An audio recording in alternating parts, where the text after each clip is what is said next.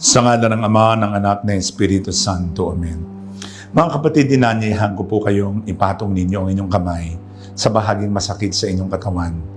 Masakit po ang inyong dibdib sa inyong dibdib.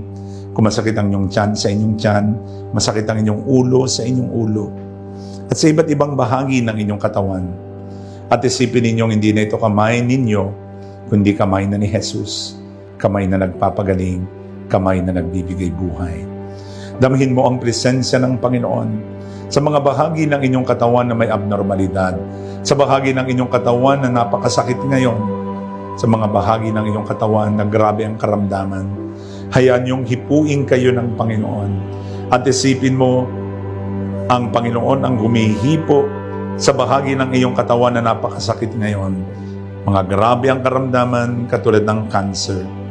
Panginoon, pagalingin po niyo ang aming cancer. Cancer of the blood, cancer of the brain, cancer of the breast, cancer of the ovary, cancer of the uterus, of the cervix, of the colon, of the eyes, of the nose, of the throat, of the skin, of all parts of the body. Panginoon, ang aming mga karamdamang paulit-ulit naming nararamdaman.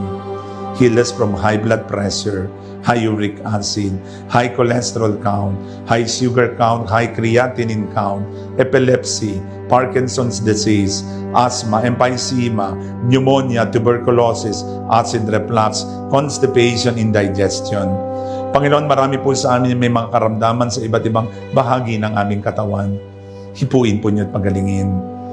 Lord, heal our heart, liver, kidneys, pancreas, lungs, spleen, ovary, uterus, cervix, prostate, small and large intestine, the whole colon, the whole stomach, the whole reproductive system, digestive system, respiratory system, excretory system, nervous system, immune system, all the systems in the body.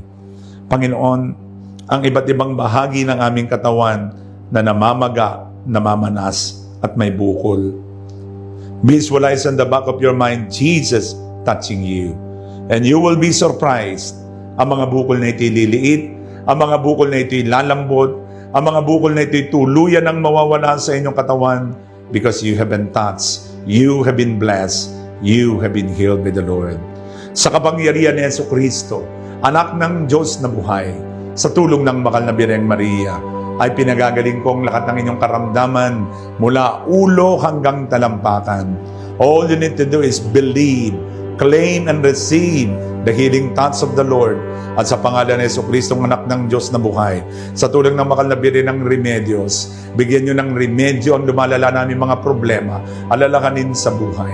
Pagalingin kami sa aming mga karamdaman, palayain kami sa aming mga takot, agam-agam at pagdududa, at ipagkaloob sa amin ang kagalingan, puso, isip, kalooban, damdamin, at sa ilang bahagi ng aming katawan na may karamdaman.